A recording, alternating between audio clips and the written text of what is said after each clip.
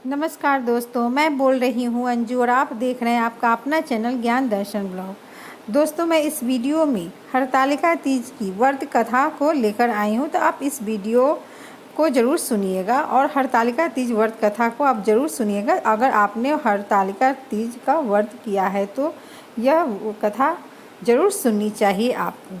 तो ये जो कथा है वह शंकर जी ने पार्वती जी को यह कथा सुनाया है।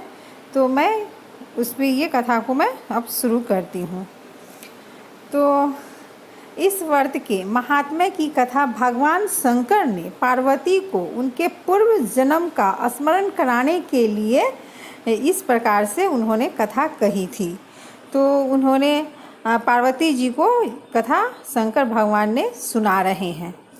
कह रहे हैं, एक बार तुमने हिमालय पर गंगा तट पर अपनी बाल्यावस्था में 12 वर्ष की आयु में अधोमुखी होकर घोर तप किया था। तुम्हारी कठोर तपस्या को देखकर तुम्हारे पिता को बड़ा क्लेश होता था। एक दिन तुम्हारी तपस्या को तुम्हारे पिता के क्लेश के कारण नारद जी तुम्हारे पिता के पास आए और बोले कि विष्णु भगवान आपकी कन्या के साथ विवाह करना चाहते हैं। उन्होंने इस कार्य के लिए मुझे आपके पास भेजा है। तुम्हारे पिता ने विष्णु जी के प्रस्ताव को सहर्ष स्वीकार कर लिया। इसके बाद नारद जी ने विष्णु जी के पास जाकर कहा कि हिमालय राज अपनी पुत्री सती का विवाह आपसे करना चाहते हैं। विष्णु जी भी तुमसे विवाह करने को राजी हो गए। नारद जी के जाने के बाद तुम्हारे पिता ने तुम्हें बताया कि तुम्हारा विवाह विष्णु जी से तय कर दिया है। यह अनहोनी बात सुनकर तुम्हें अत्यंत दुख हुआ और तुम जोर जोर से विलाप करने लगी। एक अतरंग सखी के द्वारा विलाप का कारण पूछने पर तुमने सारा वृत्तांत सखी को बता दिया। मैं शंकर भगवान से विवाह के लिए कठोर तप कर रही हूँ। उधर हमारे पिता श्री विष्णु जी से मेरा संबंध करना चाहते हैं। क्या तुम मेरी सहायता करोगी? नहीं तो मैं प्राण त्याग दूंगा। ऐसा पार्वती जी ने अपनी सखी से बताया। तो तुम्हारी सखी बड़ी दूरदर्शी थी। वह तुम्हें एक घनघोर जंगल में ले गई। इधर तुम्हारे पिता तुम्हें घर में न पाकर बहुत चिंतित हुए। मैं विष्णु जी से उसका विवाह करने का वचन दे चुका हूँ। वचन भंग की चिंता से वह मूर्छित हो गए। इधर तुम्हारी खोज होती रही और तुम अपनी सहेली के साथ नदी के तट पर एक गुफा में मेरी तपस्या करने में लीन हो गई। भाद्रपद शुक्ला की तृतीया को हस्त नक्षत्र में तुमने रेता का शिवलिंग स्थापित करके व्रत किया और पूजन तथा रात्रि जागरण भी किया। तुम्हारे इस कठिन तप व्रत से मेरा आसन डोलने लगा। मेरी समाधि टूट गई।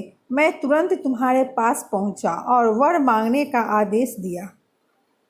तुम्हारी मांग तथा इच्छा अनुसार तुम्हें अर्धांगिनी के रूप में मैं स्वीकार मुझे करना पड़ा।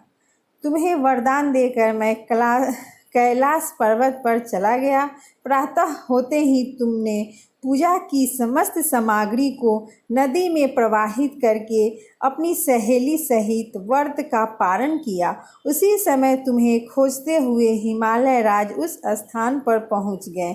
बिलखते हुए तुम्हारे घर छोड़ने का कारण पूछने लगे। तब तुमने उन्हें बताया कि मैं शंकर भगवान को पति रूप में वरण कर चुकी हूँ, परंतु आप मेरा विवाह विष्णु जी से करना चाहते थे, इसलिए मुझे घर छोड़कर आना पड़ा।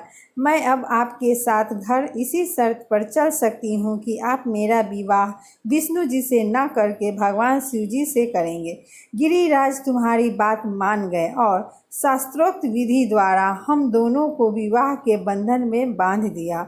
इस व्रत को हरतालिका इसलिए कहते हैं कि पार्वती की सखी उसे पिता के घर से हर कर घनघोर जंगल में ले गई थी। हरत मतलब हरण करना और आलिका अर्थात सखी सहेली। हरतालिका हरत प्लस आलिका। शंकर जी ने पार्वती जी से यह भी बताया कि जो स्त्री इस व्रत को परम श्रद्धा से करेगी उसे तुम्हारे सम्मान ही अचल सुहाग प्राप्त होगा। तभी से यह हरतालिका तीज का व्रत प्रारंभ हो गया है और सभी स्त्रियां, ये सभी सुहागिन महिलाएं यह व्रत को करती है।